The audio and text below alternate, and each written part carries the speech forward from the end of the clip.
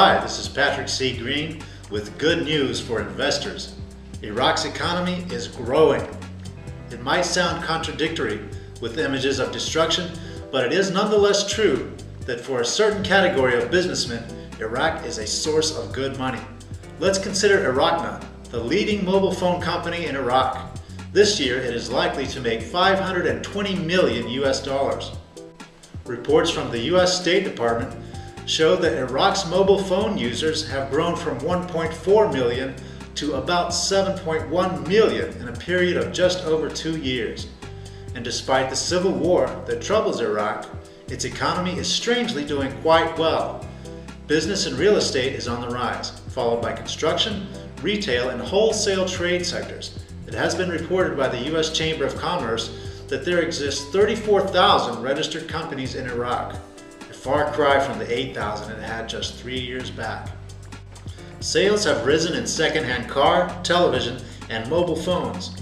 Estimates differ, but Global Insight says that GDP was 17% in growth the previous year and estimates that it will be well over 13% in 2011. However, the growth quoted by World Bank is over 4% this year. What is rather surprising is that despite the security condition in Iraq, the country's economy is actually growing. National oil revenues and grants from foreign entities and countries have given a set total of $41 billion US this year, as stated by the International Monetary Fund. With security improving in the southern oil fields, the growth will definitely rise. Regardless of the method in which the money is spent, the important thing is that it is being spent, and that means it is being circulated. Right now, ordinary Iraqis are not really short of cash. People living in Iraq have built up for themselves a fair amount of savings from numerous years of living under sanctions. This has resulted in boosted economic activity, especially in the retail market. Elimination of tariffs and trade barriers have ensured that imported goods are now more affordable and within reach of the common man. There have been cuts and exemptions of income tax, which, coupled with the near doubling of salaries preceding the fall of Saddam Hussein, has given the Iraqi people more buying power. These are not the only indications that growth is taking place.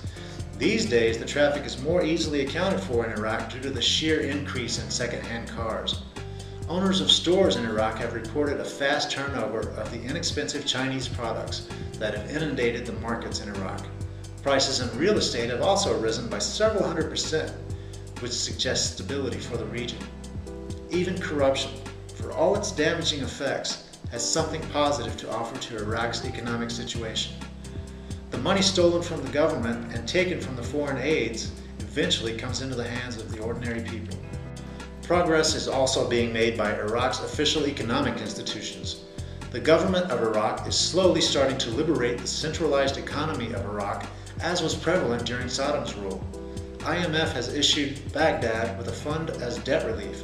It requires Iraq to end subsidies and restart its gas import. The government has started its work towards rehabilitation early this year by cutting subsidies in fuel and increasing fuel prices. Iraqna is not the only business that has tasted success in Iraq. Nepal, which is a money transfer service, has grown quite successful, and so have numerous construction firms in Kurdistan. Iraq's political crisis has not stopped it from achieving success.